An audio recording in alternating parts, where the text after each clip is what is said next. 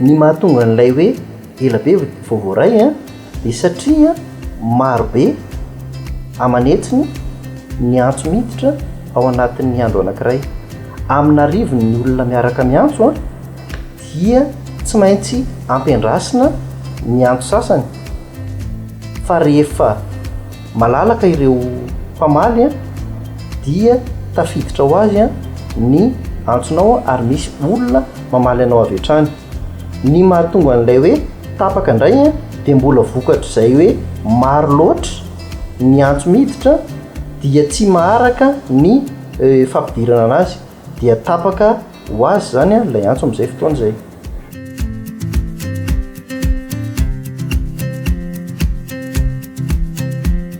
Mba hitondrana vahaolana sy valim-panontaniana mialohan'ny andraisan'ireo tompona andraikitra ny mpiantso tsirairay dia misy ny fanazavana apetraka sao mba tonga dia voavaly avy hatrany ny fanontaniana tiana hoentina. Mikasika an'ilay feokira indray dia no ilay laharana maintso tsy andoavam-bola, no ilay filaharana lava be amin'ireo mpiantso dia tsy maintsy misy an'izay fotoana iandrasana izay.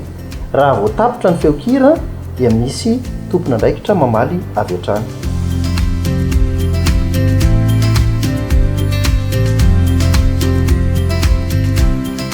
Maimaimpoana ilay antso ka raha sendra tapaka dia asaina isika rehetra mba hamerina iantso.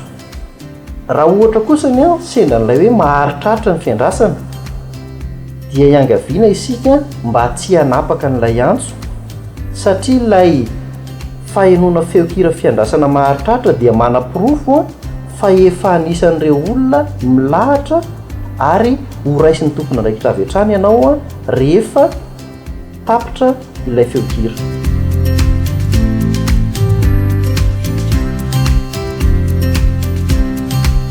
Ny laharana 4,700 na 914 indray, laharana misy sara ny fiantsoana azy io, dia natokana mba hiantsona raha ohatra ka mahita olona izay mbola tokony hihiboka nefany tsy mihiboka intsony tamin'ireo izay tao anatin'ireny zotram-piaramanidina ireny, na ihany koa hiantsona raha tena misy amehana mampiaya mikasika ny trangana coronavirus.